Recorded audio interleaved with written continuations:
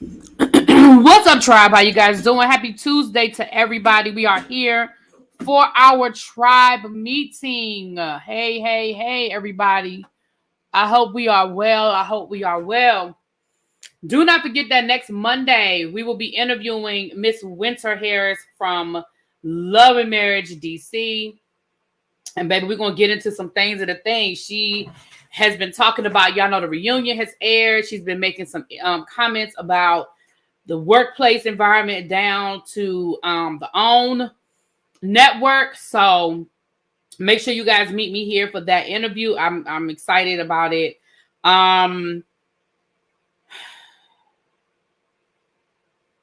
Okay, I'm sorry. Cheryl. Okay. Trying to do two things at one time, y'all. Excuse me. All right, you guys. So we don't really have a whole lot to get into today. I do have some announcements to make, but it's been a minute since we did a community meeting, a tribe meeting. So, I had to come down here and talk to the people and see what you guys have going on. So we get ready to get this party started. I'm trying to share this thing out. YouTube is giving me a hard time. All right, we are live. Okay.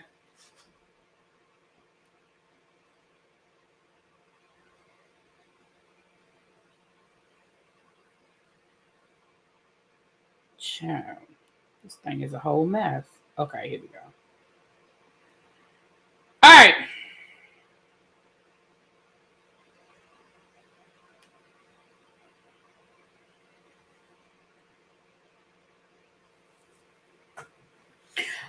All right, you guys. Let me take this down. All right, we are here. We are ready to get this party started. And I hope, again, like I said, I hope everybody is doing well. All right, you guys. Let me take this. I'm having all kinds of technical difficulties over here. Let me say hi to the people. We already have 75 people in the chat. If you guys could please hit that like button. Share me out. Let everybody know we are live. Y'all know the notifications sometimes don't go out. So, YouTube might be acting a fool today. So go ahead and hit that share button, please. And thank you. Okay.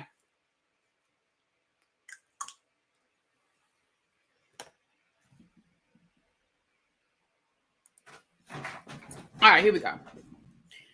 Sorry about that. Okay, so let me say hi to the people. Hey, Don. I'm going to talk about you in a few minutes. What's up, Tracy? Hey, Yana. Hey, Larry of Virtue. Des Hop. Hey, Lovely 31. Ina. Katrina. Quake. What's up? Tink Yo.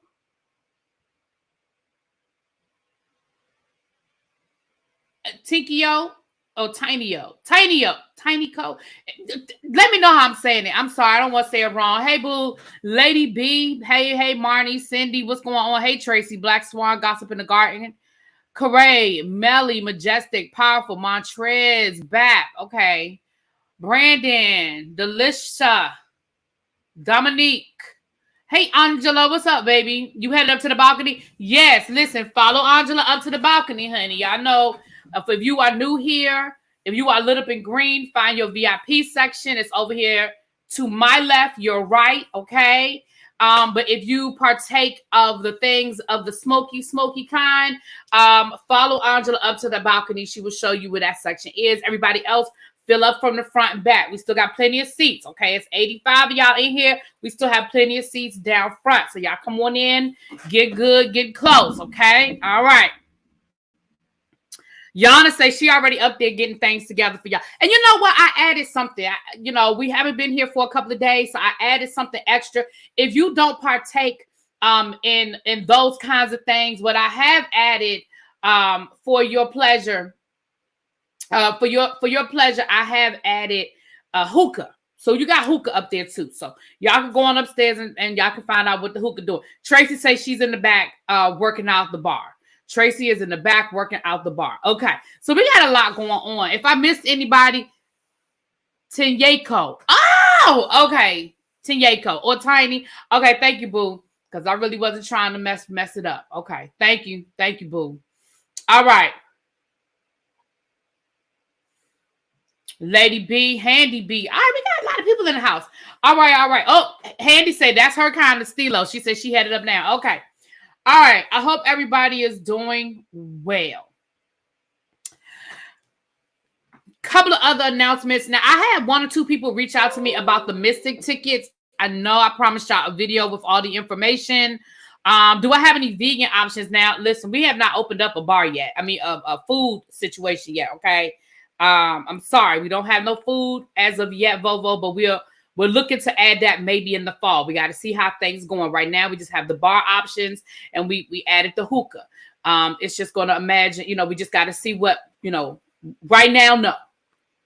Right now, no. Okay.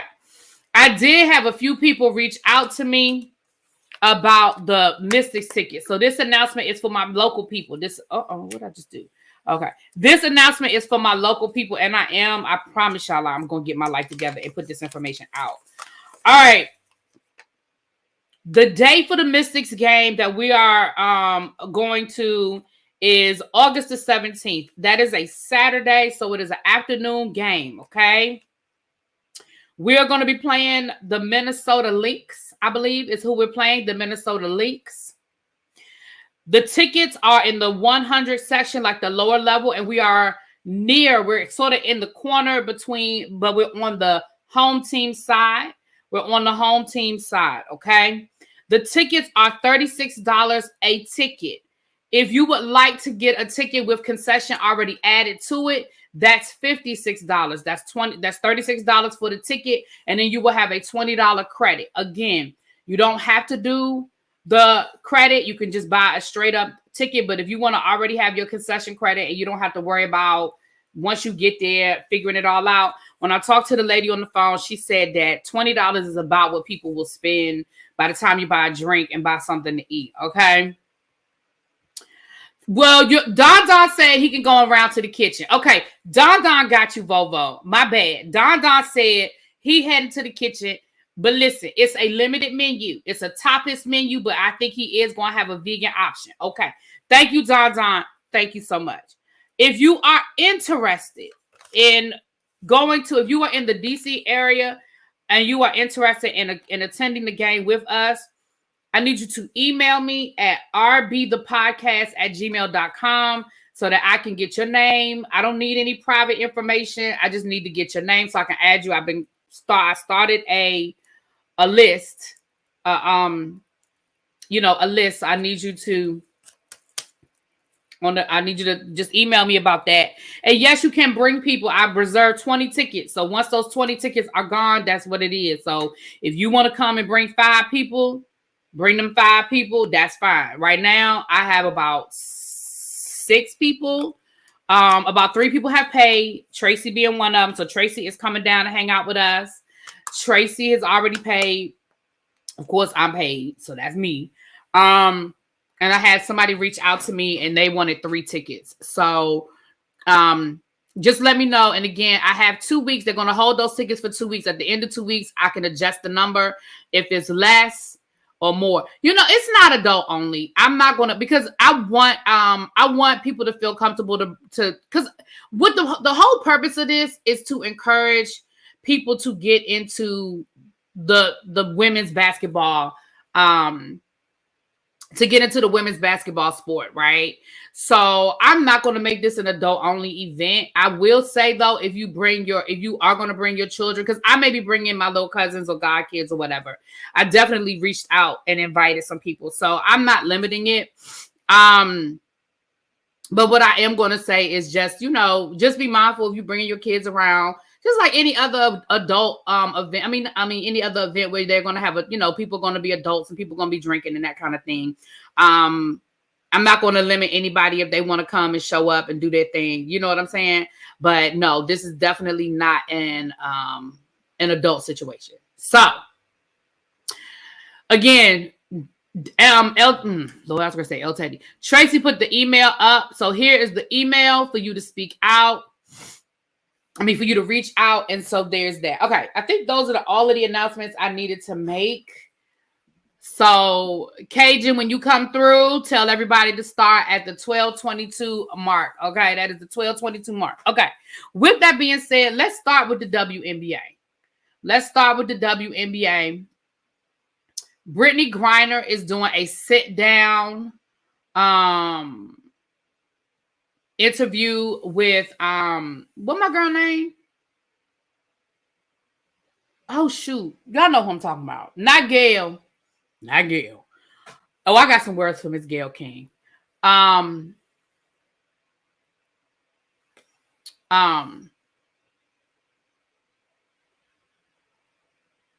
I can see her face. Y'all know who it is. Robin Roberts. Thank you, Corey. Lord have mercy. Britney Griner is doing a sit-down interview with Robin Roberts on Wednesday night. I believe it is on Wednesday night. And she is going to tell her story, talk about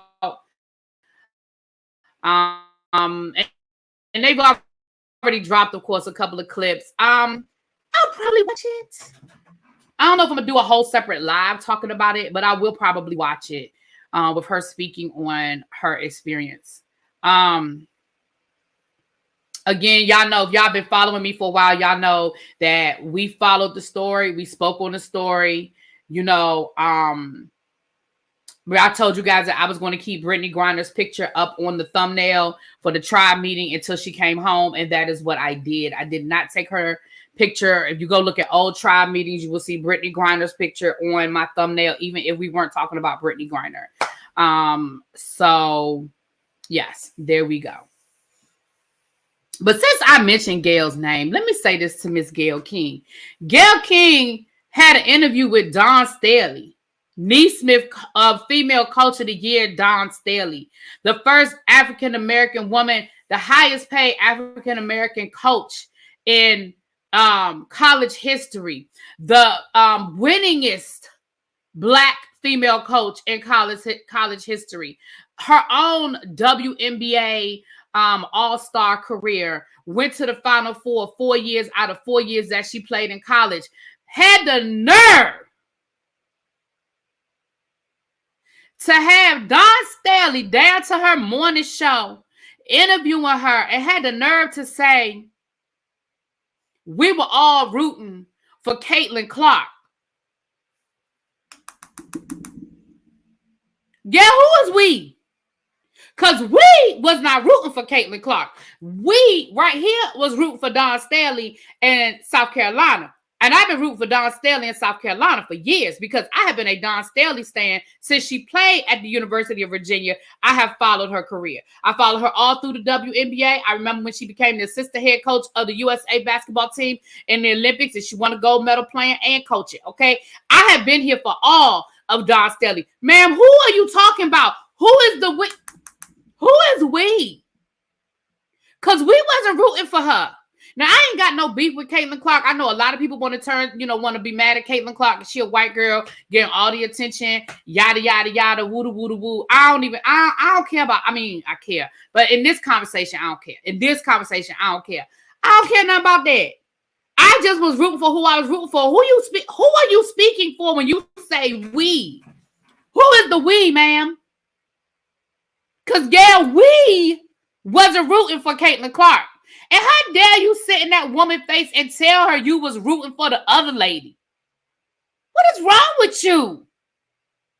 Even if that were true, you could have kept that shit to yourself. You didn't have to tell nobody that.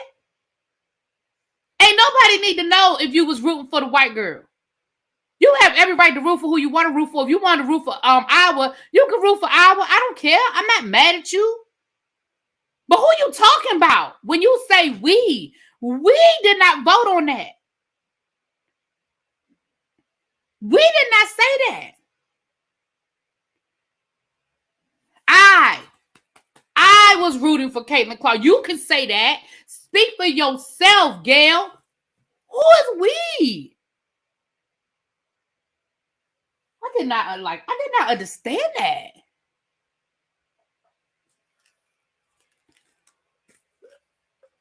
The hell we was rooting for? Who is we? Anyway, I wasn't gonna say nothing, but It must have been on my spirit because her name came out my mouth, and I didn't even mean to say her name, but her name just came out my mouth.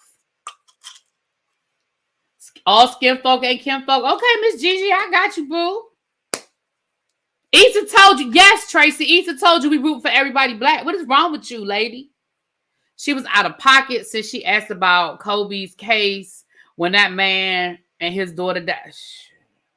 Yeah, Gail be on some other stuff. I don't know what Gail be.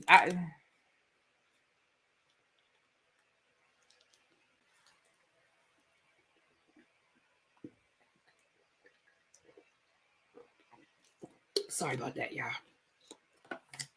All right, moving right along. Moving right along, child. I ain't got that much more for her. Let's move right along. Okay, let's get into these things. Okay, where's my list? You know, I had to make a list. So where's my list? Okay, Britney Griner, we got her announcements. We did that. Okay. See, I didn't even have Gail on my list. I didn't even have Gail on the list. I had Britney Griner on the list. I wasn't even gonna say nothing about Gail. Now the people said Don Staley has a statue in a state where the Confederate flag once flew. You better say it again for the people in the back. Y'all, why they still selling tickets for this Carlos King Mother's Day Love Marriage DC Mother's Day event? Why they still selling tickets? That tell me that the show ain't sold out. Now, it does look like Carlos had a good time last night with the Tay Martians. Quad showed up. Dr. Heavenly showed up. Ghost Shay showed up. But first of all, I mean, all them people live in Atlanta. It ain't like they had to do nothing. They ain't had to travel nowhere. They all live in Atlanta, child. But it did look like it was a fun show. They was dancing on stage and all that kind of stuff. So we'll see. We'll see what ends up happening. I really, I'm gonna be honest with you and tell you that I really will be happy when twerking is no longer a thing. I really, really, really, really, really, really, really, really will be happy when twerking is just no longer a thing. Because the only clips I saw from that show was Carlos twerking, Quad twerking, Dr. Heavenly trying to twerk, and of course Tamar. And I just really want us to get to a point where that is just not the go-to anymore.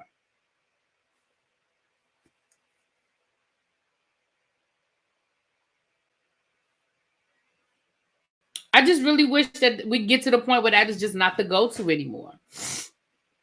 Anyway, moving on.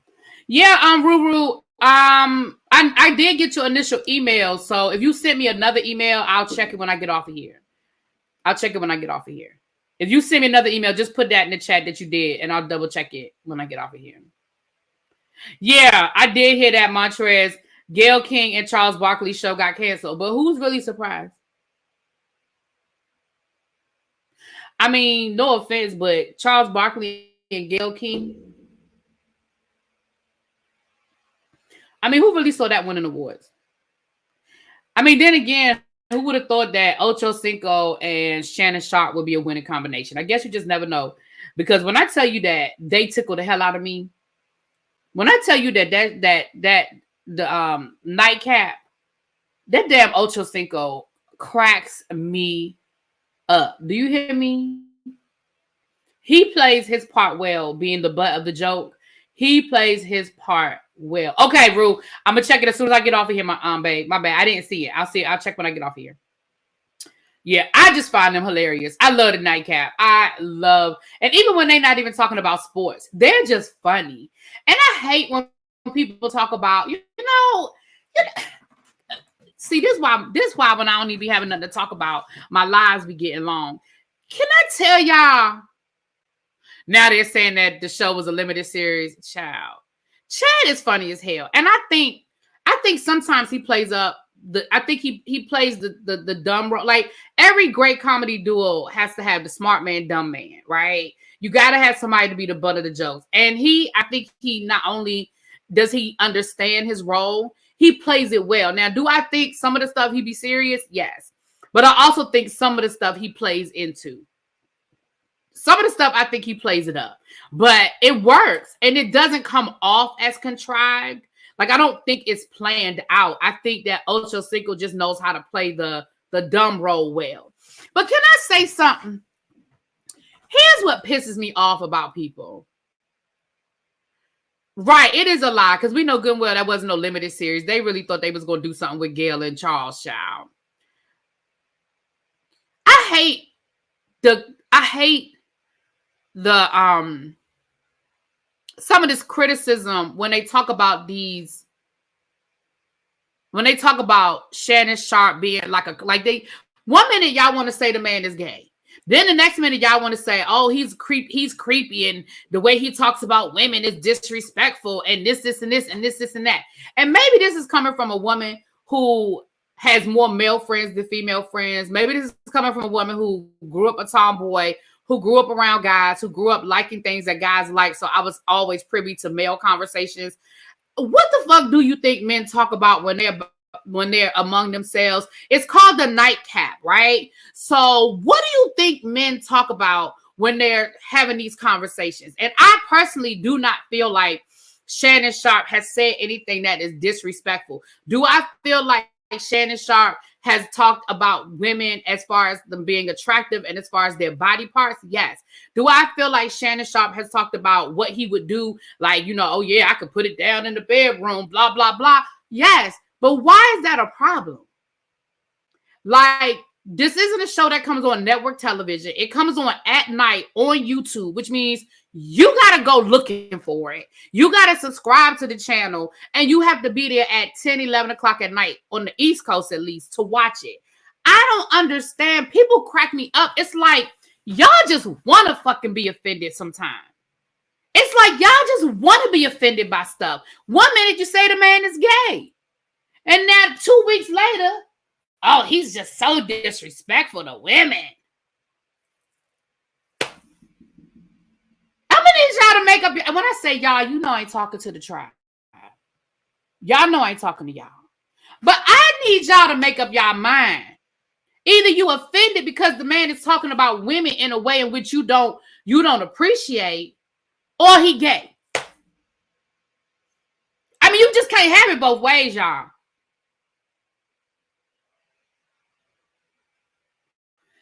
I thought, well, and Corey, listen, I can respect that. Corey said, I know a lot of people like Shannon, but there's something about him. He tries too hard for me. And I can respect that too. Everybody don't have to like everything. You know what I mean? Y'all know around here, we don't always agree, and we don't always believe the same stuff. I can respect that. Like, I ain't got no problem with that at all. But it just pisses me off that I just find some people just want to find something.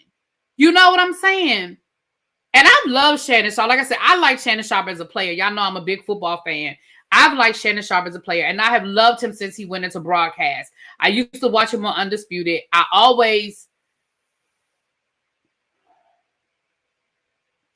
His pairing on Undisputed with old boy always made me uncomfortable.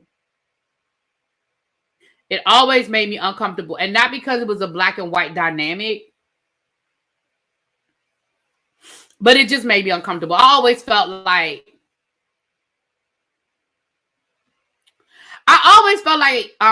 he was 2 seconds away from saying something that was racially insensitive, and Shannon Sharpe was gonna have to like jump across the table and smack the shit out of him. Like, I always saw it ending the way it ended. You know what I'm saying? I'm actually surprised it lasted as long as it did.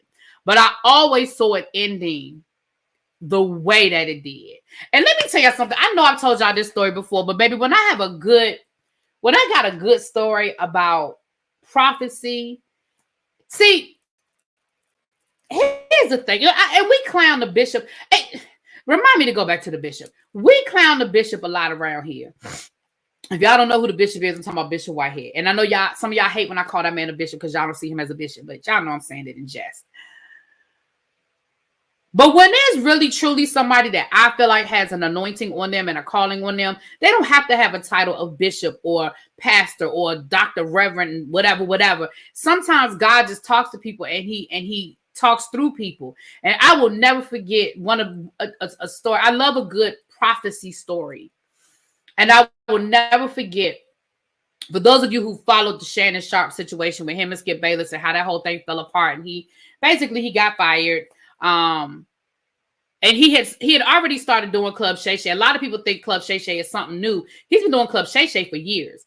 The Cat Williams interview just kind of blew him off the roof, but he's been doing Club Shay Shay for years. And right before everything blew up with Skip Bayless publicly, but Shannon knew what was going on behind the scenes. Like, he knew things were bad and that he was basically either get ready to get fired or have to quit or whatever. He had Tabitha Brown on Club Shay Shay. He interviewed Tabitha Brown on Club Shay Shay. And after they did the interview, he said she leaned over to him and said, "Are we still mic'd? Are the mics still on?" And he was like, "Nah, the mics are gone." She said, "Okay." She said, "I had a dream." And I'm paraphrasing because I remember the exact words. So y'all can go back. He it's still up. Y'all can go back. He tells the story.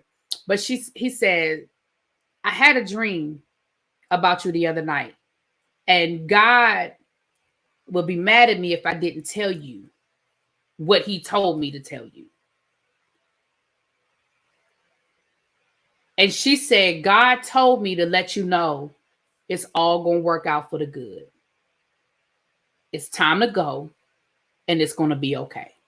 Now, I'm paraphrasing because I don't remember the exact wording. But Shannon Sharpe tells that story himself, and I'm sure you can find it. But he said that Tabitha Brown said, "I had a dream about you the other night, and I have to tell you what God said to me. And God said, it's going to be all right. It's time to go. And it's going to work out." Right? And Tabitha Brown, that interview with Tabitha Brown dropped in what, November? Maybe it dropped in November. I'm not sure. That Cat Williams interview happened when? January?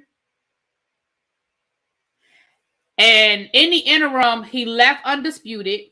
He got picked up by ESPN. He got his Club Shay Shay was under the umbrella of whoever owned Undisputed. It was under that same company. I think it was Fox Sports. He got his podcast. So he's like Oprah. He owns Club Shay Shay now. It's his. So everything belongs to him. He owns the name. He owns the show. It is his podcast. And that Cat Williams interview dropped and it blew the roof off. He said, I told y'all this before. He said, however much you think I made off of that Cat Williams interview, he was like, you can quadruple that. He bought himself a presidential rollie.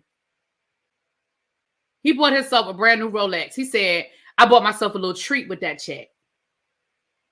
So imagine the fact that he could buy a Rolex watch out of that check, and that was a treat. That wasn't the whole check. That was just what he treated himself to. So, you know, I always remember those. And that's why I don't pay attention to titles. That's why them titles don't mean nothing to me. They don't mean nothing to me. Okay. And that's why it don't bother me to call that man a bishop. If he want to be a bishop, he can be a bishop. I ain't got nothing to do with that because the bishop don't make you no closer to God, as far as I'm concerned. It don't mean nothing to me. Interview. Anyway, that Cat Williams interview is now at 67 million views and still growing. Right. And not only that, authentically young. Think about how many times they cut that interview up, and each one of those clips has millions of views. Right? If that's an hour and a half, 2 hour interview, let's say they cut that interview up and they made 10 clips out of it, and each one of those clips has over 1 million views. Can you imagine? Can I get one of them checks, YouTube? Baby, can I get one of them checks, YouTube? What up, Star? Okay, moving on, because that wasn't, none of that was on my list. Okay, none of that. None of that was on my list. Okay, let's go. Child, they said that Express is getting ready to file bankruptcy. The show Express is getting ready to file bankruptcy, and they have to close 100 stores. I didn't know Express still had stores. Who got an Express at their mall? What up, goody good boy? Hey, boo. Who still got an Express? Put a 1 in the chat if you still got an Express. I ain't seen an Express in years. We have 3 here in Sunday. They might have some around here. I just ain't seen the Express, EXPRESS. It was all owned by the same. Express was owned by the same company, I think, as Lerner. What was it? Lerner and Company, Lane Bryant, Express, or was it New York? Lerner, New York and Company, Express, and I think Lane Bryant. I think all of those are the same stores. I have not seen an Express in years, but I don't really go to the malls either. So maybe it's me. Maybe I personally just am not paying attention because I'll be going to the malls. It's one in Pentagon City. Okay. Well, I stand corrected. We got one in Pentagon City, child. But I can't tell y'all the last time I've been to Pentagon City. So it's probably the last time I went to I can say this. The last time I went into Pentagon City and I went further than the Apple store has probably been years. When I do go to Pentagon City, I park right there at the entrance, right by the Apple store. I walk in. It's right there by the Macy's is right here. And then you got to walk down a little ways. You pass, it's a Michael Kors, it's a Coach store. It's like a shoe store. And then there's that Apple store. Baby, I can't tell you the last time I went to Pentagon City and I walked past that Apple store. So if it's not right there between where I park in the garage, I go and I make that left. I don't even go to the food court in Pentagon City. I usually go, if I go to Pentagon City, I like that Thai restaurant over there off on Pentagon Road. I don't even know if it's still open because again, it's been so long since I've been over there. Send love from GB. Who is GB? What up, Shady? Who is GB? There's one in Columbia Mall and Tyson's Mall. Damn. Okay, well, we got them all around here. Well, they can't close them. Yeah, I really do buy most of my clothes online. And honestly, because I'm not a fashionista, I don't do a bunch of shopping. And I damn sure don't go to no Express. See, there's certain stores that I probably just block out. Oh, Great Britain. Well, thank you. Thank you. Welcome. Great Britain. Let me tell you something. I loved Great Britain when I was in Great Britain. It's really funny. I wasn't crazy about the food. The food didn't do a lot for me. But the people are so friendly. The people are friendly. It's clean. I went down to the London Eye, went over to Circus. I mean, what was that? Not Circus. What's it called? Now that y'all keep saying Great Britain, I'm like, duh, but I ain't know, could have been Green Bay. I ain't know. My bad, y'all. I ain't know. But I did enjoy when I was in Great Britain. I enjoyed London. Anyway, I definitely would go back. I would definitely go back to Great Britain. What is it called? It's near where the toy store is. It's what is it? Shoot. And of course I went down to Buckingham Palace. I saw the changing of the guard, and we did all the touristy stuff. I did all the touristy stuff. But I went there for the football game. So I went down to Wembley Stadium. Oxford Circus. Is it? I feel like that's not right. But you know better than I do. You know better than I do. I don't see a flag. On my end, I don't see a flag. On my side, I don't see everything that y'all see. I didn't go to Harold. I saw it, but I didn't go inside. I went inside is that the toy store? I went inside that big ass toy store. I did. Piccadilly Circus. That's it. Piccadilly Circus. Yes.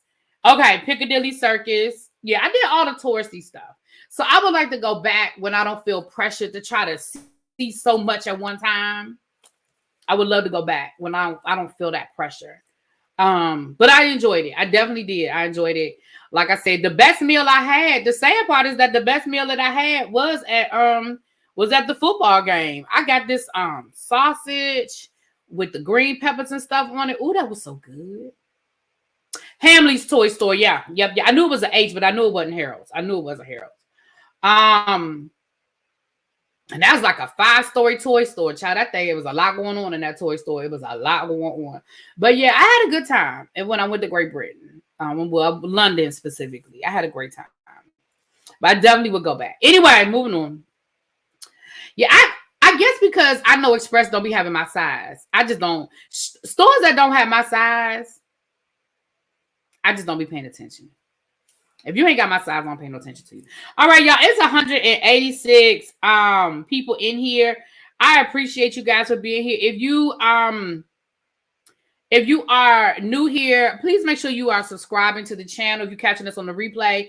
If you haven't already, I appreciate if you guys would hit that like button. I really would appreciate that. That helps me stay in the algorithm, get in the algorithm. That helps the channel grow. We haven't been growing as fast these last couple of months, but y'all know I've been kind of taking a little halfway hiatus. So I've been splitting the channel too. So that's been, some stuff has been on the other channel. So, so I appreciate that if you guys wouldn't mind. Thank you for those of you who have been supporting my affiliate links today. I have beauty products from Sephora and Ulta. I have beauty products from Sephora and Ulta. So for all my people looking for some lipstick and brushes and all that great stuff, you can find that. I appreciate the people who have been supporting me. And don't forget, donations are not required, but they are appreciated and they are accepted. So if you want to send a cash app or a super chat, that is great. Okay, moving on. Let me get back to my list. What else we got to talk about? Kevin Hunter said that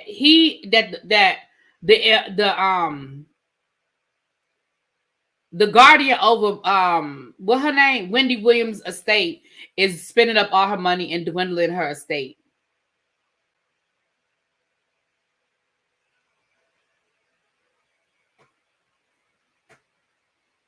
Kevin,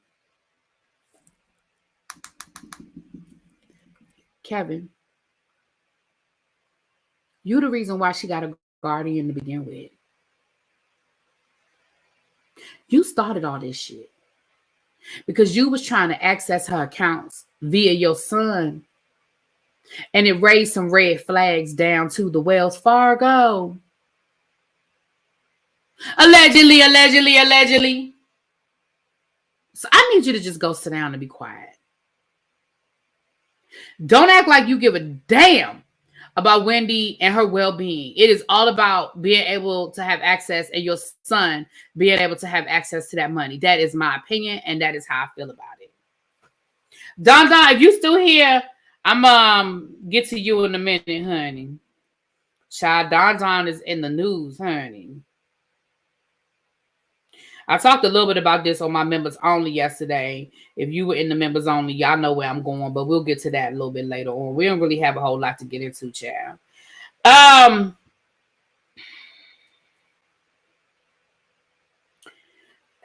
Y'all, okay, so y'all a little mad with Taylor Swift. I ain't got a whole lot for that Wendy Williams, Kevin stuff. I'm just bringing y'all. We ain't been here in a couple of days. I'm just trying to give y'all. Now, y'all was mad at Taylor Swift because Taylor Swift dropped some music. And in her music, she spoke about how her and her friends would play a game where they named a decade that they wanted to live in. And she always said the 1830s.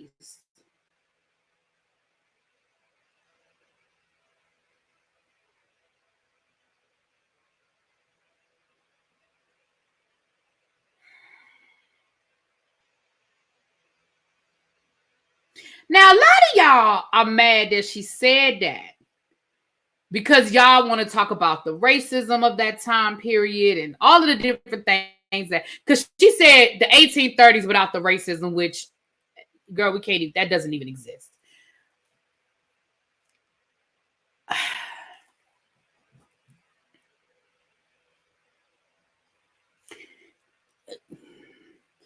Now, I'm going to be honest with you guys. As a historian, I have played that game myself. I'm gonna tell y'all the truth right now, okay? As a historian, I have played that game myself. I have said if I could get in a time machine, where would I like to land and why? I have said I wanted to go back to the 1970s because I love disco. I absolutely love disco. I want to go to Studio 54. I would love to go back in a time machine and spend one night at Studio 54. And when I say one night at Studio 54, I mean, I'm going to get into all of the debauchery that was Studio 54. I'm telling you what I would do. Now, I was alive in the 1970s, but I certainly was not old enough to go to no Studio 54, okay? I said I would love to go back to the 1960s and be a Black Panther. Because I feel like, although I feel like I would have probably ended up dead, I would love to have that moment of being a part of the Black Panther Party. Because I grew up being very enthralled with that movement, right? I said I would love to go back to the 1920s, 1930s, and go to Harlem, New York, and be a part of the Harlem Renaissance. I would love to drink that in. I would love to go to a speakeasy. I would love to see Duke Ellington and Billie Holiday like live on stage in real life. Like, I would love that.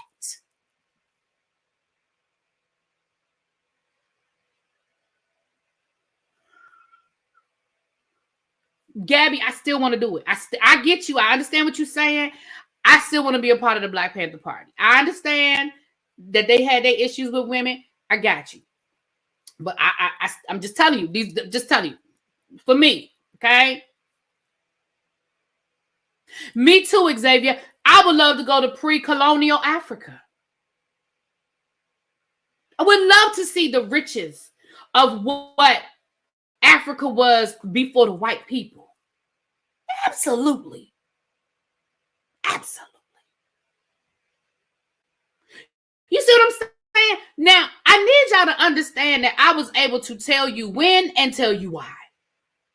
There were things happening, even amongst all of the racism that was still happening and all of the strife and the wars and yada, yada, yada. I could give y'all reasons why I wanted to go to those places during that time period.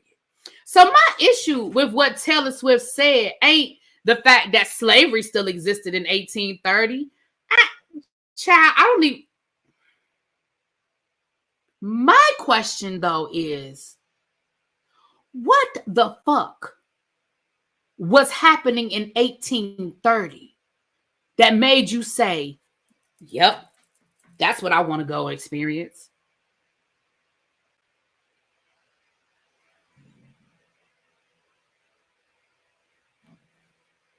There was nothing fucking good happening in 1830. You had the Indian Removal Act. You had the Chinese Exclusion Act.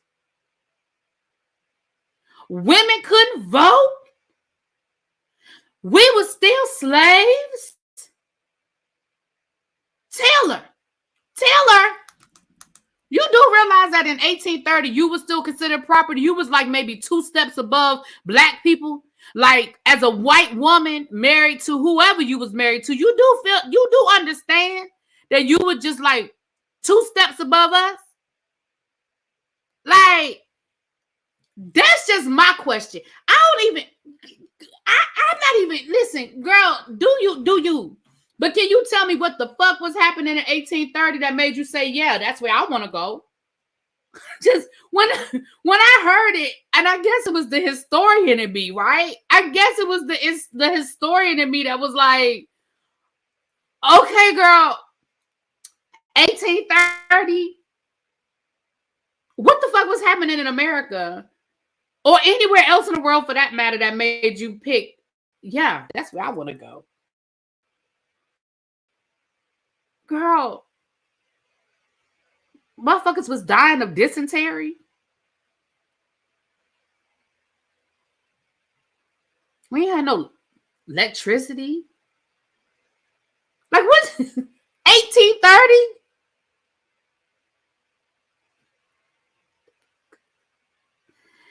Anyway, you know what, Xavier? I would love to think that's what it was. I would like to think that all she needed was to rhyme something in the song.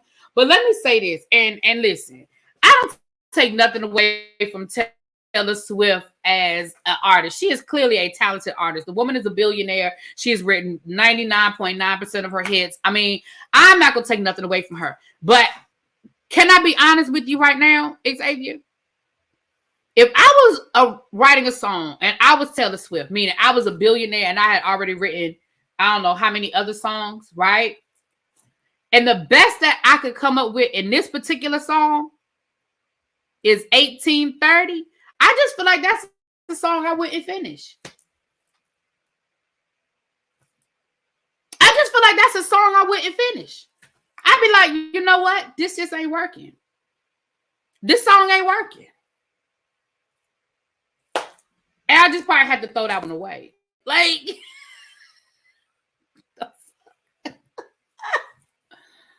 oh Lord. Anyway, moving on, y'all. That thing cracked me up. I said 1830. What the fuck was going on in 1830? Now, if she could have given me something that happened in 1830, I'd be like, okay, maybe. But hell, ain't nothing happened in 1835. I know. Shit. I mean, maybe her great-great-grandfather, and she would love to have met him. I don't know, child. I don't know. But I'm like you, Xavier. I feel like maybe she just needed to rhyme. Maybe she just needed to rhyme a song, child. Maybe she just needed to find a song that rhymed. All right. Anyway, moving on. Let's keep it going, child. Let's keep it going.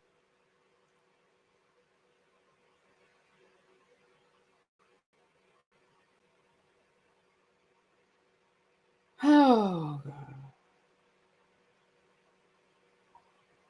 Mm-hmm.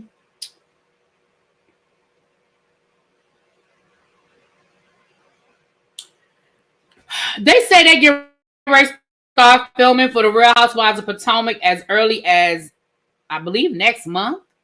So clearly the Real Housewives of Potomac is not on hiatus, right? The Real Housewives of Potomac is not on hiatus because they said they get ready to start filming as early as I'm about to say 1940, as early as next month. Not Bobby or Birdie.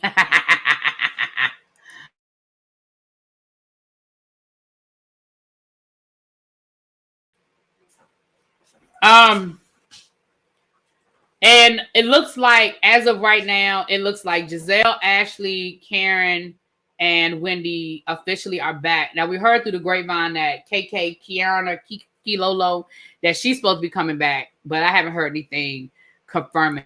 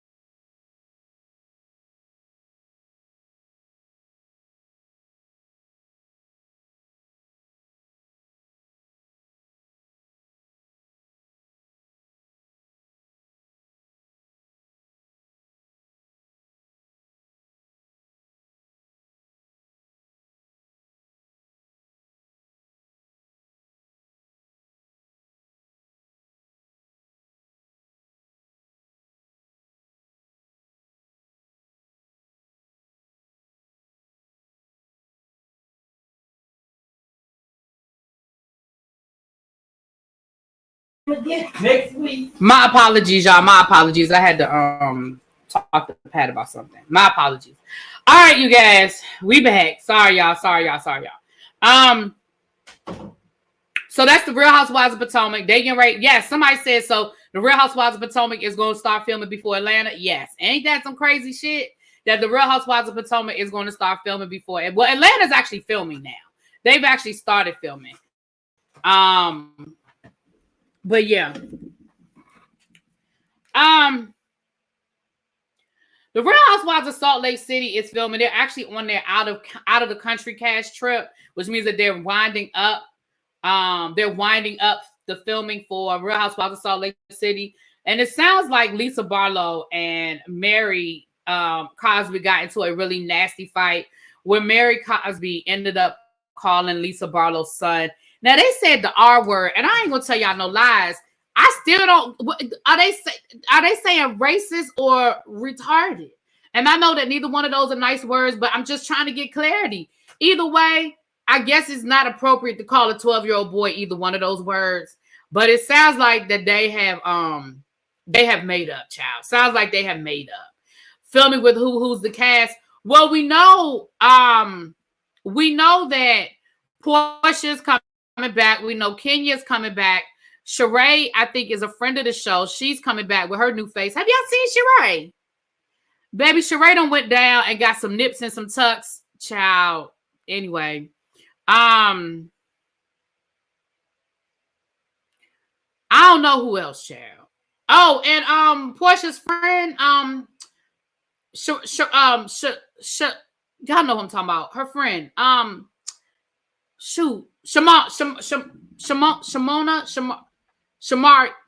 y'all know what I'm talking about.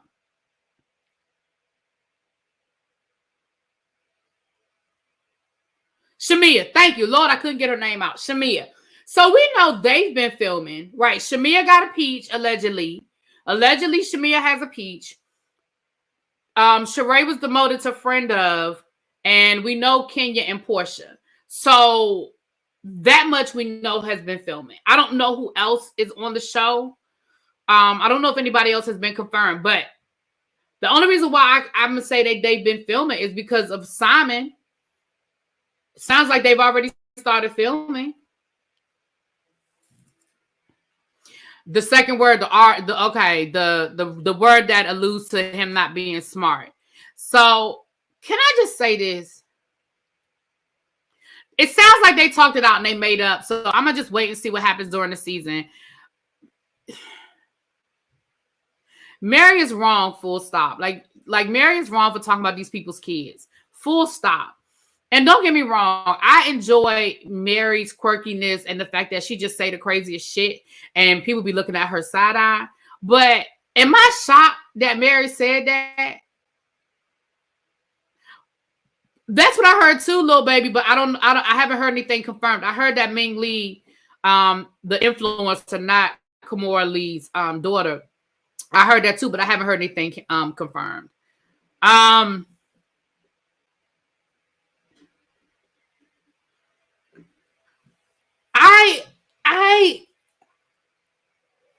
I was just not surprised because I mean she's called people stupid, she's called people racist, like she's called people these things without just throws shit out without any sort of foundation. She does it all the time, and again, I'm not defending her at all. Please understand, I'm not defending it because she's wrong. Full stop. But I'm like, I don't even understand why that made a headline. Well, I do understand why I made a headline, but you know, Kimora would make. Well, you know, they were talking to Kimora about the Real Housewives of Beverly Hills. Remember that rumor was going around? I think she would make a decent housewife. Although, baby, half of them housewives couldn't handle Kimora. They couldn't handle Kimora. I mean, whether you like Kimora or not, baby, Kimora and Garcelle together, because I think Kimora and Garcelle are cool. I think Kimora and Garcelle are cool, baby. The two of them together. Can you see Dorit trying to tangle with Kimora Lee Simmons? Especially when it comes to fashion. Bitch, bye. Please. Please. Can you imagine Kimora Lee Simmons and Dorit going back and forth, and Dorit coming in like she's this fashionista. A bitch, please. Child. But I honestly think, I heard the rumor that they were supposed to be doing that, but I think part of the reason why it didn't happen, I think, is because of her husband's legal issues. And between Russell Simmons and her husband that's in jail, whether that's a legitimate marriage or not, like that, I just think that would have been too much for her to really want to talk about. Right. Dorit's fashion is child's play compared to what Kimora Lee could bring. Bitch, bye. It wouldn't even be fair. It wouldn't even be fair, honey. It wouldn't even be fair. Okay. What else? Porsha, Simon got the nanny to give a statement alleging that Porsha brought an armed gunman to the house. Remember, he was making that allegation a few weeks ago. Well, come to find out, the nanny then said that it did happen. Hold on, let me read y'all this, child. Let me find it, child. I got all these screenshots. Y'all know I got all these screenshots in my damn phone.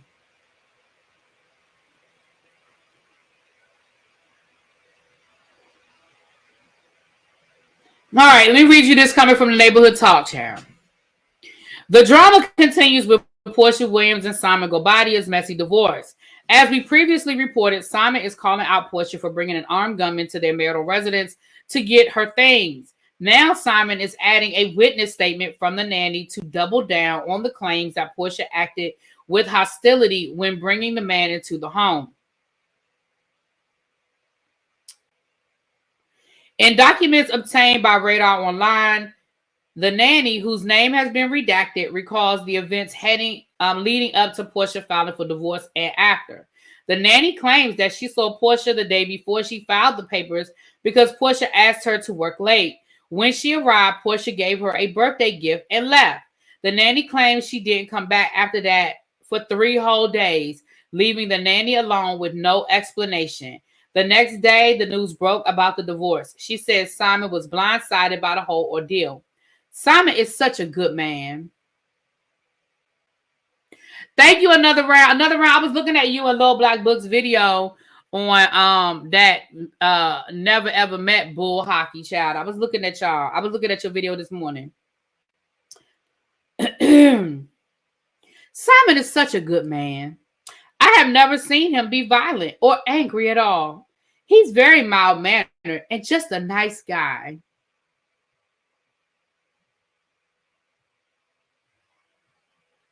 Then, when Porsha finally returned, she arrived with the armed gunman. The man... Shoot. Sorry, y'all. Hold on. I hit this button. Okay. The man was a big guy who was walking like a bad guy.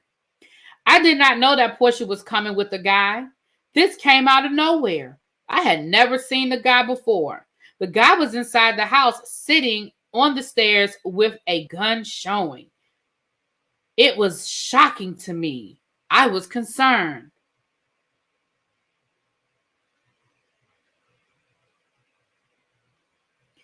The employee wrote, the last time that Porsha came to the house, she did not leave. This was on Sunday, March the 24th. She came with the guy to open the gate again. She came with her daughter, her mother, and her mother's boyfriend. She was bringing her stuff back to the house. The same guy opened the gate. Then they started searching the house, went downstairs and discovered the cameras around the house. The cameras are not working. This makes me uncomfortable. Hold on. Because I am with the kids by myself as their nanny when their father is away at work. Okay, so here's what I find to be very interesting. This pretty much confirms what Porsha said. Like, when y'all think that y'all putting stuff out that's going to sound bad, it really don't. What Porsha said was, Simon left.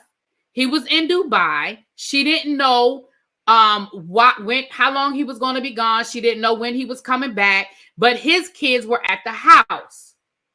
It sounds like Porsha called the nanny to come and watch his kids, and she left with PJ, because notice the nanny said she came back with her daughter, her mother, and the mother's boyfriend. So when she left and she left you there for 3 days, she left you there for 3 days with his kids. She didn't leave you there for 3 days with her kids. And clearly something was already going on between Simon and Porsha, because Porsha said for the duration of their relationship, they've had bodyguards, and the guy that came with her was her bodyguard. It's the same, like, it's nothing new. They've had bodyguards for the duration of their, like, they've always had somebody. So that wasn't new information.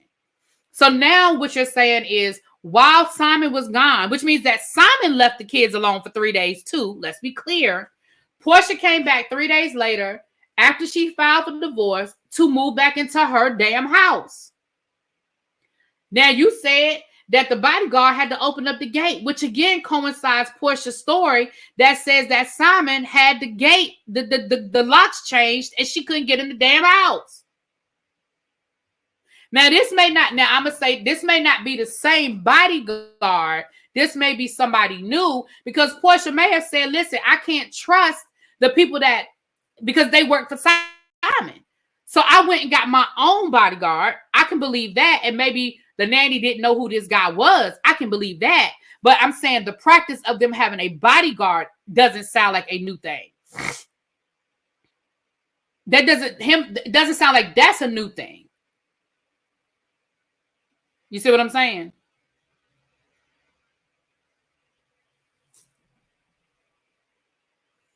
So we can believe Radar Online now? Why wouldn't we believe Radar Online? I believe Radar Online. What do you know about Radar Online that I don't know? Because they usually read from the court documents. They're reading from a court document. So, and again, I'm not saying that Porsha's all right and Simon's all wrong, or that Simon's all right and Porsha's all wrong. But what I'm saying is, from everything I have read, y'all know we went through the whole timeline a couple of weeks ago. It sounds like the nanny is corroborating Porsha's story. I mean, I don't hear what his nanny is saying. I mean, other than the nanny's trying to make Porsha sound like a horrible mom. She left for 3 whole days. Yeah, but not where she didn't leave her kids. She left his kids. And I refuse to believe that Simon didn't know that. Well, and it says you said she gave you a birthday gift before she left.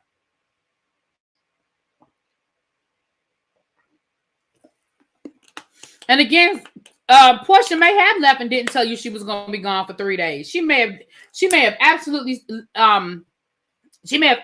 said that she was. She may have absolutely left and didn't give the nanny a timeline. May very well have done that.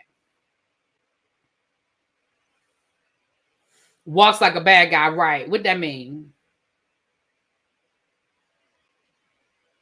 So yeah, I would be interested in what was the conversation between Porsha and Simon as it related to his kids being at the house. Because she took PJ with her. PJ was with her. She didn't leave for 3 days with PJ in the house. No, he didn't have any kids with Fallon. He had kids from his previous marriage. I agree, Miss Gigi. This relationship was already built on beach sand. It sounds like the trust between them never really existed. Hidden agendas. Yeah, that's why I'm saying, Porsha ain't all right and he all wrong, and vice versa. Because I think both of them are trifling as hell. And I've said it when it happened, and I will continue to say it. You know, the way this thing started is the way it's ending, and I don't have no sympathy for none of them. Oh, I've never heard that, Dominique, about Radar Online, because Radar Online is usually straight from the documents, the legal documents. Thank you, Delisa. Said, I like you because you are fair in your review and always makes sense. Thank you. I appreciate you. Thank you so much. Okay, where's their mother? He should have sent them to her before he left. That's why I said I need to know this. I need to know how the conversation went. I need to know how the conversation went between Porsha and Simon while he was in Dubai and she decided to leave. But anyway, like I said, I don't have no sympathy for either one of them. And it'll be interesting to see how this plays out on the show. Because, I mean, a part of me feels like this will be a very interesting storyline. But then there's also a part of me that's like, this is too much for a storyline. So it'll be very interesting to see how it all plays out, honey. Meg Thee Stallion is being sued by her former photographer. He said he is alleging that she forced him to watch her have sex with another woman.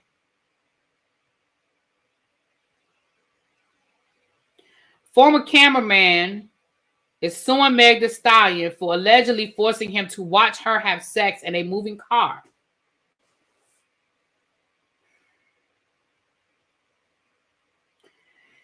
Meg Thee Stallion is the latest celeb to find herself as the subject of a sexual harassment lawsuit.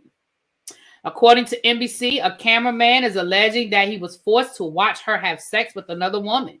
The cameraman, Emilio Garcia, says he was trapped inside of a vehicle with Meg while the whole thing went down. After the incident, he says Meg told him, "Don't you ever discuss what you saw," and berated, fat shamed, and threatened him.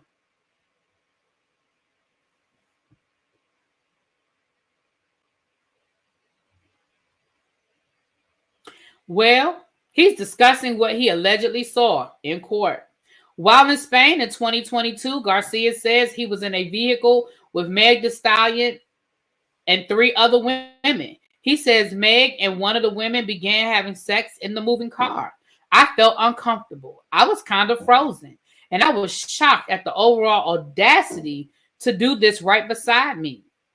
He says the following day, Meg asked him, was he in the vehicle? After he said yes, that's when she allegedly gave him that warning that he better not tell nobody. As for the fat shaming, he says while on the trip, she said things like fat, they have it, I'm assume bitch, and told him, spit your food out and you don't need to be eaten. He says Meg created a very hostile work environment for him. The harassment was so severe or pervasive, he explained. Garcia began working for Meg as a personal cameraman in 2018. He stopped working with Meg in 2023. He says after the trip, he saw a decrease in booking from Meg and a pay structure change. He says there's no HR department in the entertainment industry, so he's advocating for himself. He says Meg also misclassified him as an independent contractor instead of an employee, so he was unable to get health care. Per the report, the suit seeks unpaid wages as well as interest on their unpaid wages, unpaid overtime wages, and other employee benefits at the legal rate.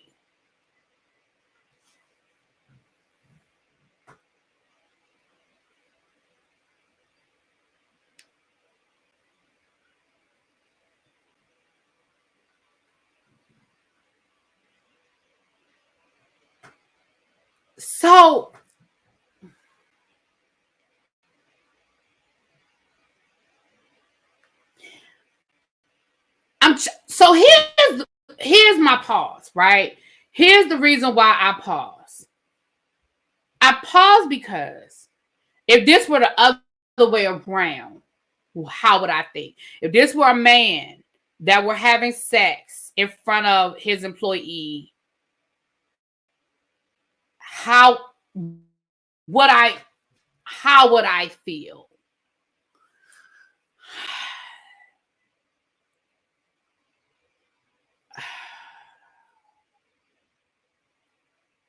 I don't know how I feel.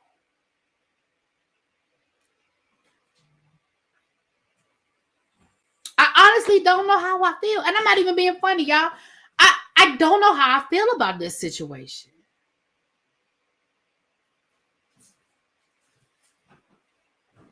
I mean, if Meg was out with her friends, he's her personal photographer. Maybe she forgot to get him to sign an NDA, right? Her and her friends got drunk, high, whatever it is that these people do. Things went down in the back seat. The next morning, she woke up and said, oh, shit. The photographer whose job it is to take pictures of every damn thing was in the car. Let me go talk to him. Sir, were you in the car last night while I was drunk and fucked up? Yes. Did you take any pictures?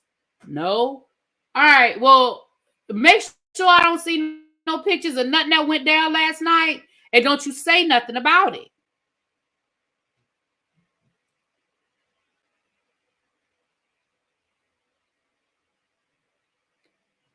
I don't know, y'all.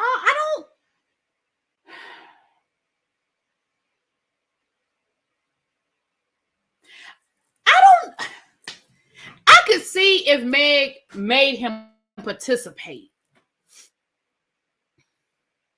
I could see if Meg said, touch my boob. Rub on my feet. He didn't say she didn't book him anymore. He said he saw a decrease in his bookings. He didn't say because he worked for her for another year. She just didn't hire him as often. And that could be for a variety of reasons. I mean, that could very well be the reason, but it could be for a variety of reasons. In my opinion, if you choose to be a camera person, you have a little voyeur in you. Yeah. I'm going to be honest. Okay, so here's what I'm going to say, you guys. This is my opinion.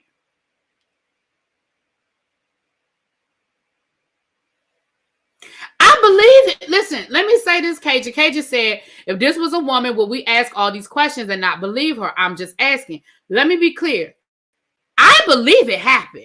I mean, I wasn't there. I don't know nothing about Meg. I don't know nothing about her sex life. But I believe it could have went down. I believe that it could have went down in the back seat. I absolutely believe that it could have went down in the back seat. I believe that 100%.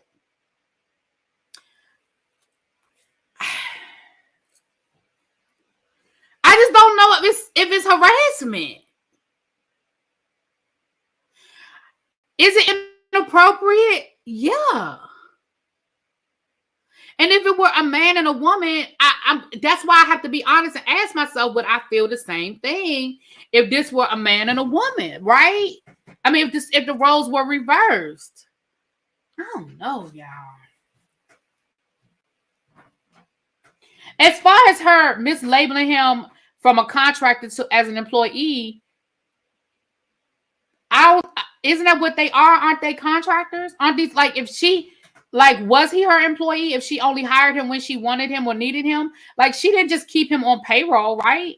He would. I don't see now that question. The question I have for him about that is when you filled out your tax paperwork, did you fill out a W-2 or did you fill out a 1099? Because if you filled out a 1099, then you knew you were a contractor. If you filled out a 1099, you knew you were a contractor. If you didn't fill out no W-2, you knew your ass wasn't no contractor. So that's something that's very easily remedied. That's a very, very easy thing to resolve. Did you fill out a 1099 or a W-2? Now, if you filled out a W-2, and when her accountant, because you know Megan do her own damn taxes, okay?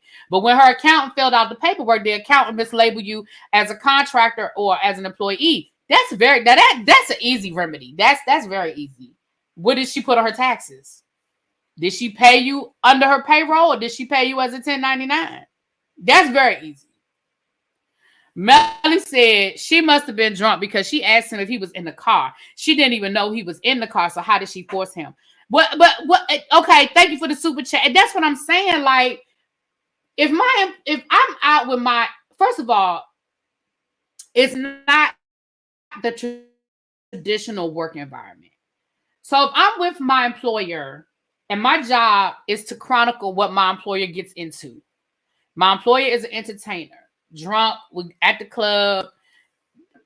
I don't know. I don't know. I just feel like I need more information.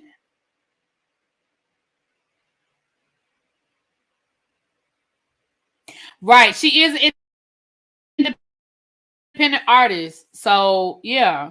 Probably would be a contractor. Yeah.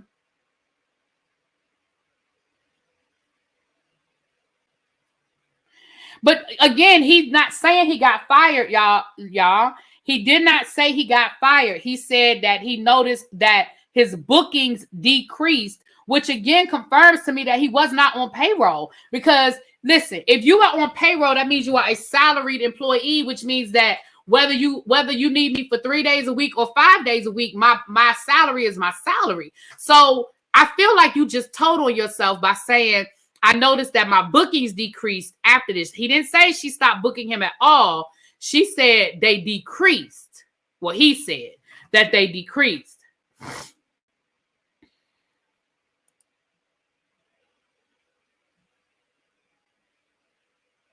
Sounds like he wanted her to pay for the employee's complaint and is using girl on girl to shame her.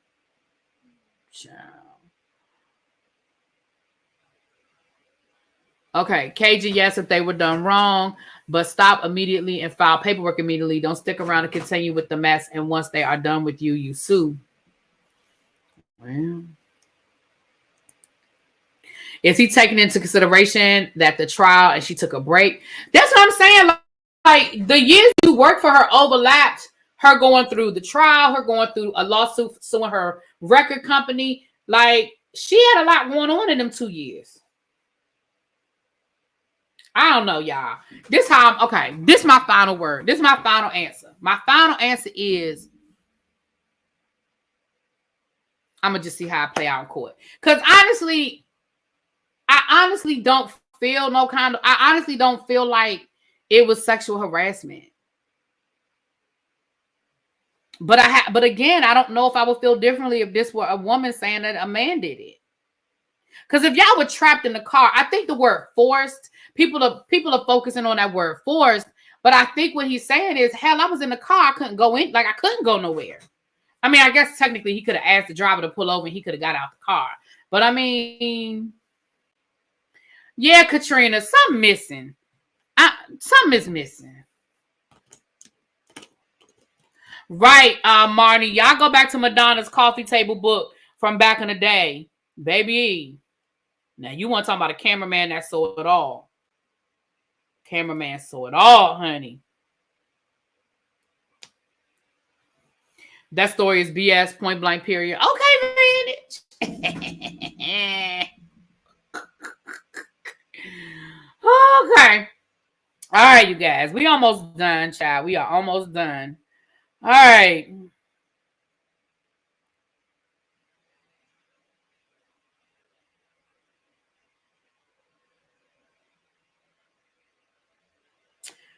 Chris Brown, Quavo, and Jill Scott.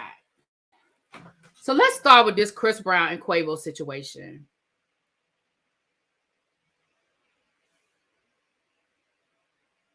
Now, y'all know I don't even do Chris Brown. I don't do Chris Brown. I'm not a Chris Brown fan. I don't listen to Chris Brown. I don't buy none of his music. I don't want to go see him in concert. I just don't do Chris Brown.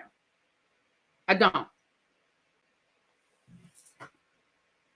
But I did hear that Chris Brown verse. Now, I don't know why Quavo and Chris Brown are beefing. I don't know why Drake is beefing everybody. I don't know why they mad at Kendrick Lamar. Like, I don't know why all these rap beefs are happening. I don't know. It is not safe for work, Marnie. No, it is not. If you want to listen to it, wait until you are in the car. It is not safe for work at all. Don't play it around your kids. Okay? It's not safe. But if I'm going to speak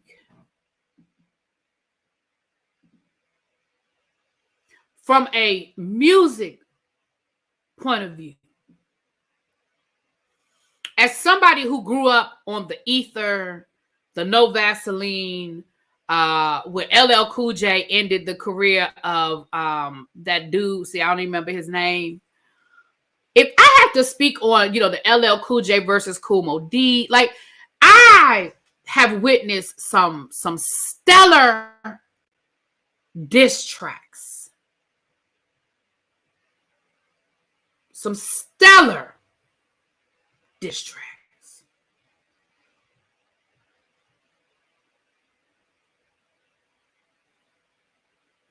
Cannabis, thank you. Chris destroyed that boy.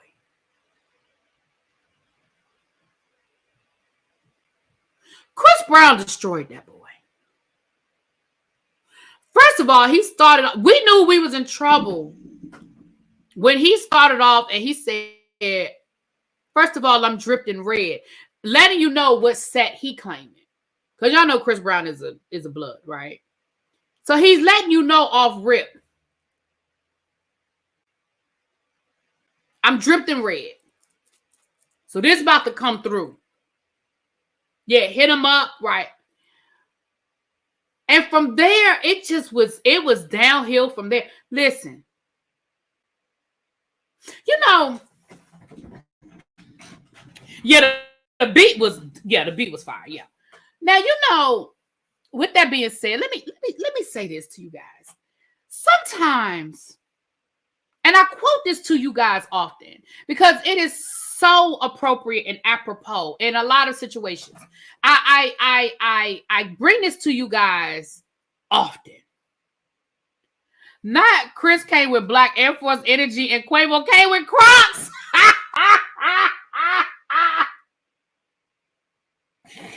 That was funny. That's a good one, Kia. Thank you for the super chat, boo. Y'all, can I say something? In the words of the late, great Kenny Rogers, sometimes you got to know when to hold them. Know when to fold them. Know when to walk away. And know when to run. Listen, Quavo, you should have just left. Sit it out. It's a wrap. It's done. After Q-Tip dropped No Vaseline, NWA never responded. They just said, damn. NWA never put out another song against Ice Cube. They said that, okay, that's it. We don't have nothing. We got nothing. After LL Cool J dropped the song against Cannabis, even Wyclef, who was Cannabis's mentor, was like, just let that go. Just let that go. There's some things you just gotta stop and let it go. Now, with that being said, I still ain't no Chris Brown fan. I still ain't gonna buy no Chris Brown music. I still ain't going to no Chris Brown concerts. But I couldn't help but hear it. Because it was all over everything. It was on TikTok. It was on Instagram. It was everywhere on Sunday. Saturday or Sunday, whenever that was. It was everywhere. I couldn't help but hear it. And if you haven't heard it, you can find it on YouTube. If you just type in Chris Brown, diss Quavo, it pops right up. It's not long, but it's a lot. Okay. And no, it is not safe for work. So you might want to wait, put your earbuds in or what have you. Now, yeah, Wyclef was Cannabis's mentor. Yep, sure was.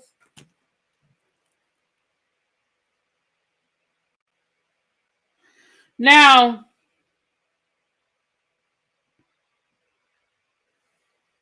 with that being said, Jill Scott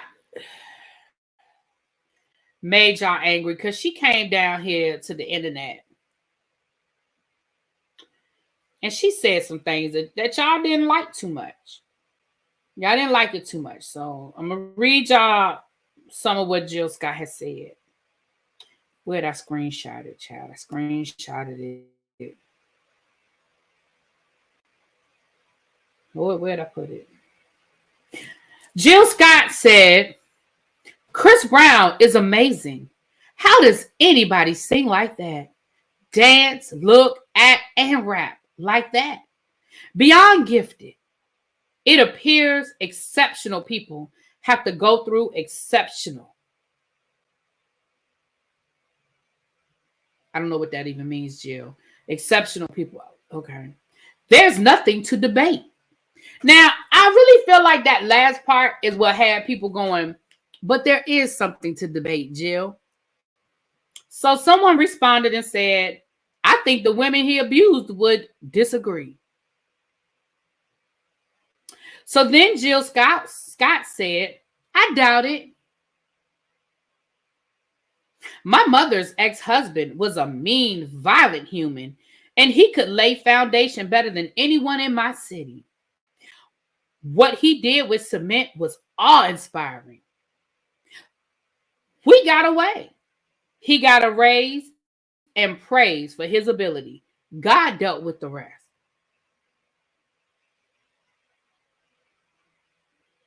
Jill, what the fuck are you talking about? So then somebody responded and said, what does that mean? Which is probably how I would have been thinking. What does that even mean, Jill? So her response to that was, it means that even he had something to offer. He was sick, hurt, and died and did cruel things. I forgave him because of his trauma. Did I forget? Never. So I try my best to choose better. I've failed a few times, but not in that abusive area.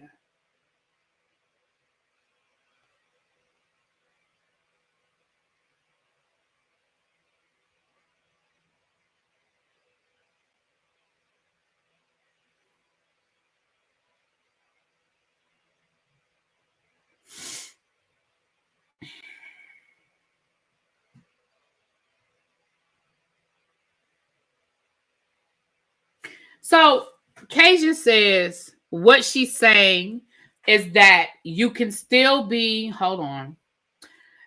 What she's saying is that he can be talented at his craft and still be an abuser and all those other things. I agree 100%. Here's my problem. And let me be clear, when I finish my commentary, y'all are going to understand that I really don't care. But let me finish. Let me get through this. I agree 100%. Two things can be true at the same time. I say the same thing about R. Kelly. I say the same thing about Diddy. Two things can be true at the same time. My problem isn't that she said that. Here, I'm going to read y'all again. Here, I'm going to read it to y'all again, and I'm going to tell y'all what my problem is. And it's just me. Other people might not have a problem, and I still love Jill Scott. But she says, Chris Brown is amazing. Okay. How does anybody sing like that, dance, look, act, and rap like that? I agree. I just got finished telling you that this track, boom, fire. Okay? I agree. Beyond gifted. I agree. It appears exceptional people have to go through exceptional fire. That's the part I forgot the first time. She just put the fire emoji. So exceptional fire. There's nothing to debate. That's where she lost me. I think there's something to debate there. I agree. The man is talented, and I ain't never gonna say he's not. And I also am not one of those people that feel like one mistake should define the rest of your life, right? But I think what people always forget with Chris Brown is that it's not one mistake. If it were just Rihanna and that was it, I would give him all of the, well, he was young, he grew up in trauma, he grew up around abuse, yada yada. I would give him all of those things.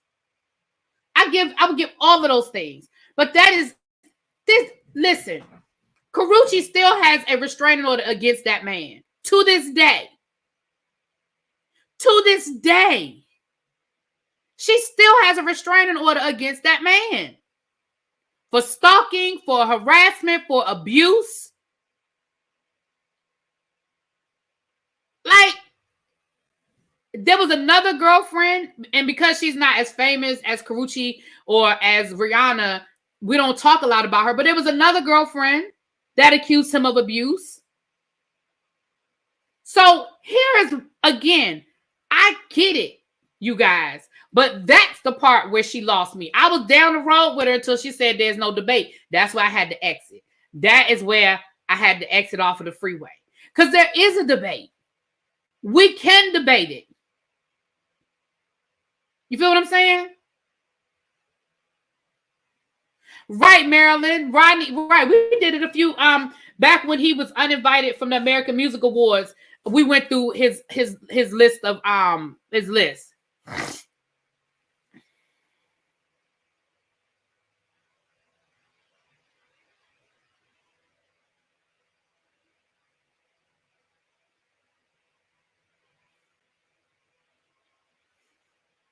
Now, let me say this about, now with all of that being said, here's my commentary on that whole situation. Here's what I want us to do. And when I say us, I mean the tribe. It did, Waist Beads, she renewed it. She renewed the, it expired in 2022 and she renewed it. That's why we went through all of that. Then we go through all of that. Correct me if I'm wrong. If I'm wrong, correct me. But then we go through all of that.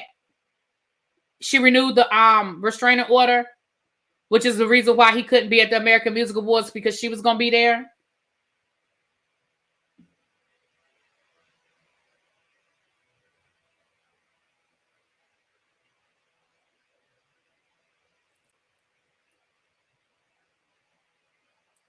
Anyway, moving on.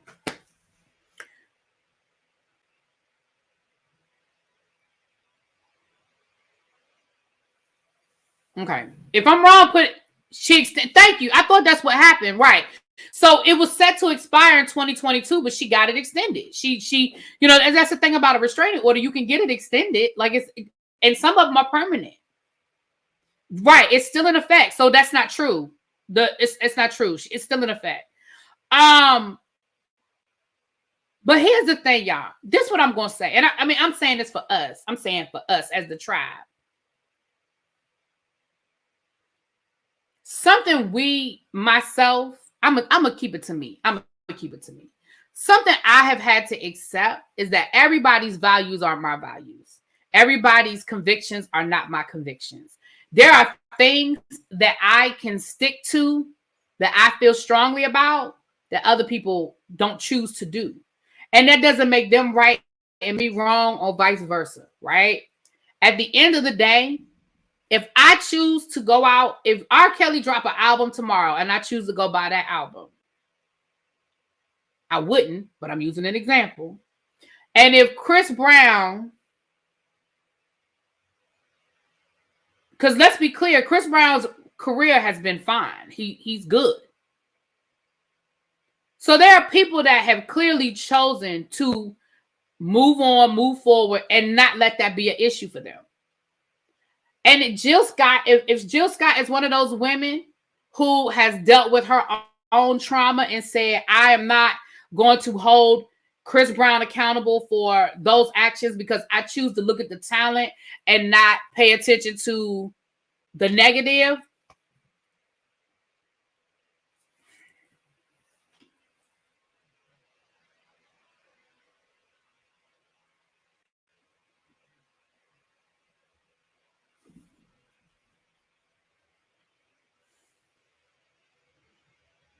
Whose tour sold out? Chris Brown's tour? People tend to weaponize that. How can you do this to a black man as a way to hold them accountable for things? Yeah, I don't play that game. I mean, I know people do that, but I told y'all I don't play that game. I don't like when people play the race card when it's a criminal. Listen, if you broke the law, you broke the law, you broke the law. I don't care if you black, white, yellow, green, purple, okay? Because I'd have been robbed by a black man. I'd have been robbed by a white man. I don't give a damn. When you take something that belongs to me, I don't give a fuck what color you are. If you violate me, I don't care what color you are. And I hate when people say, oh, you're just trying to bring another black man down. If that black man violated me, yup. Sure am. If that black man violated me, I absolutely will. I sure will. Now, I'm all here for defending people who have been wrongly identified, wrongly accused. Like, I'm here for all of that. But I promise you, I hold absolutely no allegiance to a black person who has broken the law. And I hate when people do that.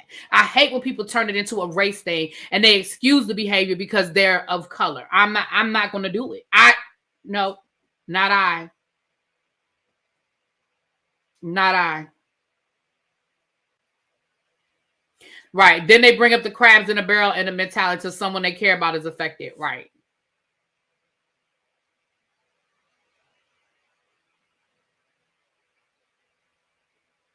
Absolutely. Black people should not feel the need to protect abusive and predatory people in our community. Absolutely not. Not anymore. Right. I mean, and don't get me wrong. Y'all know I love my black people, and I'm definitely here for the wrongly accused. I'm definitely here for, I'm not, when I understand that racial profiling exists. I understand that the justice system doesn't work the same for us as it does for them. Like, I understand all of that. But what we're not going to do is pretend like black folk don't commit crimes, and that just because as a people we have been treated really badly, that black folks should get off. It should be a get out of jail free pass. I'm sorry, I'm not going to do it. I'm not going to do it. Now, if that offends some people, I love y'all anyway. I'm gonna have to pull my Monique. I love us anyway, but sorry. What rumors about Jill Scott? Who said something about rumors about Jill Scott? I missed it.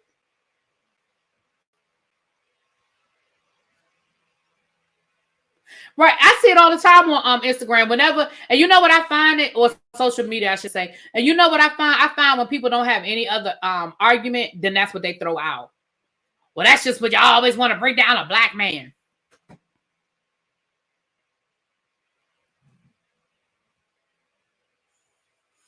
I just don't like one being targeted and the rest being celebrated. That's my only issue. The whole industry is a mess. Like I said, 9,615% of the men and 65% of the women are abusers, etc. Right. I mean, that's not going to make me stop listening to Jill Scott. We disagree. She chooses to forgive. And listen, let's be clear. She chooses to forgive Chris Brown. Chris Brown didn't put his hands on her. So if she chooses to forgive him, I'm not going to stop listening to Jill Scott because she chose to forgive Chris Brown. I don't have no heaven or hell to put Chris Brown in. It's not about me needing for me to forgive or not forgive Chris Brown. I just choose not to support him. That's it. That's all. If I hear a song on the radio and it's a Chris Brown song, I ain't saying I'm going to turn the dial, but I'm not going to download it. There have been songs with Chris Brown over the years that I've liked. I'm not going to sit here and tell no lies. Hell, during Christmas, I still listen to his version of This Christmas from the movie he did. I ain't about to sit here and tell y'all no lies. But do I go out of my way to spend money on Chris Brown stuff? I don't. I ain't going to no concert. I ain't downloading no music. Now, I did like that song with him and Sierra. I like that. This just how we roll. I like that song. I ain't going to buy it. That's just the same thing with R. Kelly. I ain't about to sit here and tell y'all no lies. Step in the Name of the Love, come on. I ain't going to tell y'all I ain't about to buy. I ain't going to sit here and tell y'all no lies. Now, am I going out and buying any R. Kelly music? I absolutely am not. And there are certain songs of R. Kelly that I used to love that I can't listen to anymore after the documentary because of the context. Now I understand the context of the song and I can't listen to it again. Like 12 Play used to be my shit. I can't listen to 12 Play anymore because now I listen to it and I put it in context with those women talking about the stuff he was talking about in those songs were things they were really going through against their will. I can't enjoy it anymore. Yeah. Like you listen to certain songs, and I was like, yeah, I can't think about that. Your body's calling. Right. And that's the other thing too. I think a lot of people also forget songs that R. Kelly wrote for other people. I mean, he's written bops for, so I ain't about to sit here and tell y'all no lies when it comes to that. But if I'm moving forward, and when you know better, you do better. Now, there might be some R. Kelly songs that I don't know R. Kelly wrote. Let me tell you something. One of my favorite R. Kelly songs, and I love that song, and I ain't gonna stop listening to it. If I Could Turn Back the Hands of Time, oh my gosh, I love that song. And that was like a B-side off. I think that was the B-side to I Believe I Can Fly or something. It wasn't even like a single that he released. But y'all remember back in the day when we used to get the B-sides?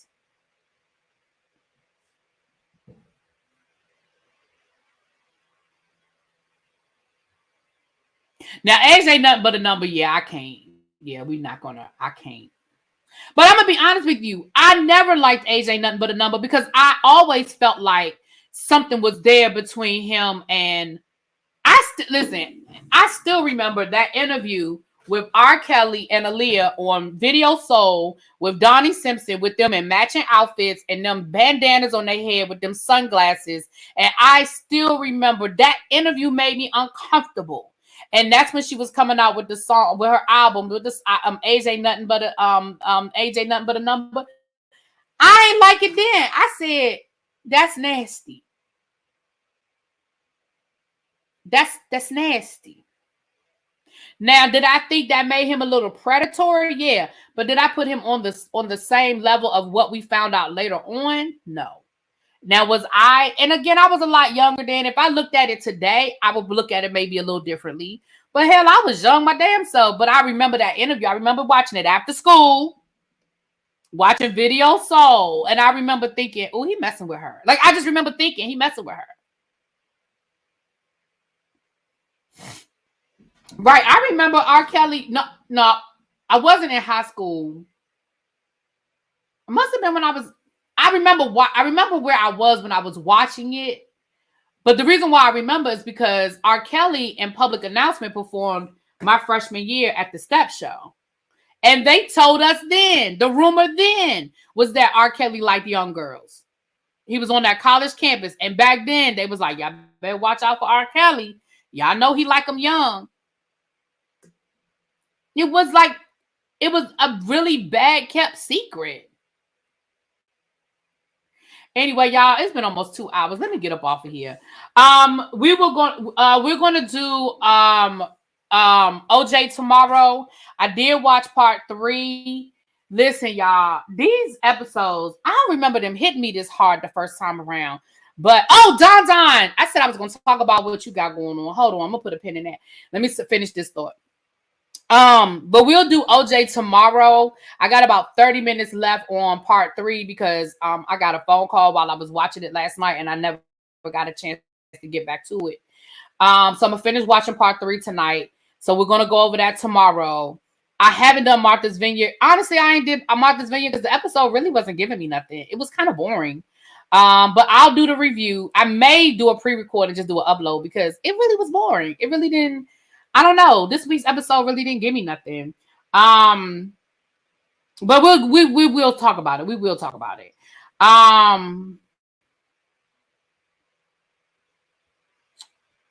Yeah, so that's what we got going on. Did I talk about my bishop? I don't really have nothing to say about the bishop. What was I gonna say? All I was gonna say was all y'all tagged me in that interview this weekend with his cousin. Child, I love y'all because y'all like, we're gonna make sure you see this. So I really did appreciate that. But I did watch it. I don't really have nothing to add. Listen, I don't really have nothing new to add. Like, the cousin sort of confirmed what we already knew. He's been a crook his whole life, allegedly. He's been a scammer. Well, I can't say allegedly. He a convicted felon. He a twice convicted felon. I can say it. He's been a crook his whole life. You know what I'm saying? He's been a scammer his whole life. So, like, does it surprise me, some of the stuff that she was saying? And some of it we kind of already knew. I mean, the cousin alluded to the fact that his mama was a hoe. That kind of had already been down there, you know, that his mama was out, you know. They said that when he was in New Mexico, we know he got into some legal trouble in New Mexico, but it sounded like he got into some other kind of trouble. The cousin said that the people was looking for him and they had to get him out of New Mexico because somebody was trying to get him, like pow him. But allegedly he was down in New Mexico scamming people. So probably he scammed the wrong person and they was looking for his ass. Okay. There was a lot of stuff about the grandmother. I'm not really going to go there, to be honest with you. I'm really not going to go down the road with the grandmother, only because I feel like the cousin was trying to allude to maybe there being some funny business as it related to the grandmother's death. And I'm not going to go down that road. I'm really not going to do that. They did talk about her being, him ended up being the executor of the estate. So there is some alleged hanky-panky with the money and him acting like a whole asshole about the funeral and all of that stuff. So is it worth a watch? I'm gonna be honest. I like Mr. CKB. I don't have no beef with Mr. CKB, but I'm gonna be honest with you. It was a really hard interview to watch because I really got irritated with the stopping and starting and the stopping and starting and the stopping and starting. That was bothering me. I'm just gonna be real about it. It was really irritating me. But I mean, if y'all want some salaciousness, I mean, the auntie, the cousin, whoever was telling the business. Now there's supposed to be a part 2 tonight. I think he put on his community wall that there's gonna be a part 2 tonight. The other thing we have going on, and I don't have all of the details yet, but on Saturday or Sunday, child, I can't keep up now with all these different things that went down. Sherelle's World brought some information down to the YouTube streets as it relates to some lawsuits that involve some YouTubers. One of them being my boo Chef Don Don and my boo Giving You the Real Tea. And from what I understand, I don't know all the details. It's not my story to tell. But from my understanding, a lot of people's issue with what Sherelle did was that she just did not have the accurate information. I don't think that Don Don or T, both of them being YouTubers, both of them understanding that content is content and they understand that.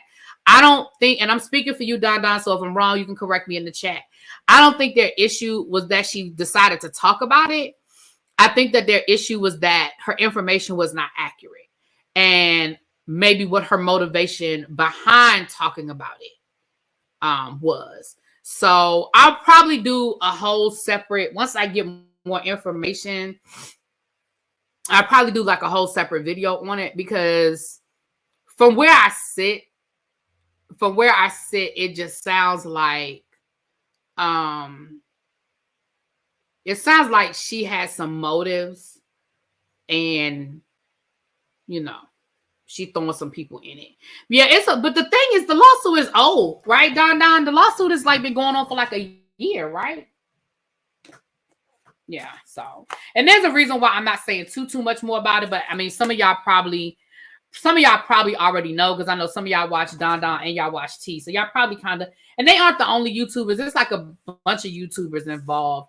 But yeah, there's a woman that's suing. I believe she's suing YouTube, and she named some YouTubers as part of the lawsuit, and some people that we know are part of that lawsuit. So yeah, again, I don't think it's an issue about her talking about it. I just think they want her to get her facts straight. Which honestly, does Sherelle ever have her facts straight?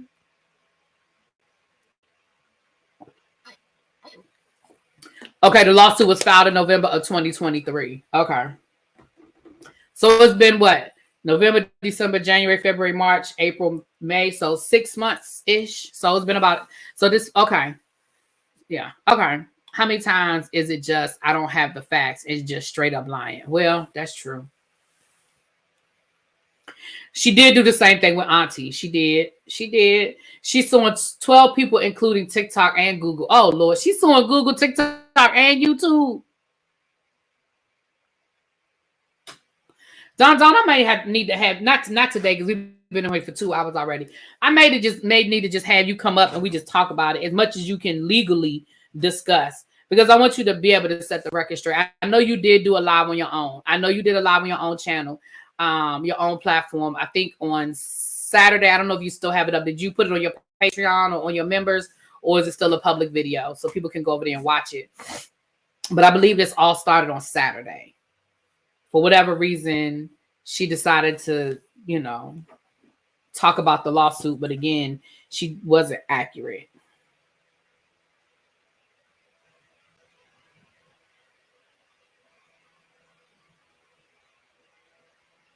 So, all right, y'all. Let me get off of here. Like I said, tonight I may, if I decide to do, I don't know what I'm doing tonight, but I'm gonna talk to y'all later. It's still public. All right, y'all go over and watch Don Don's video, and I will talk to y'all later. Peace.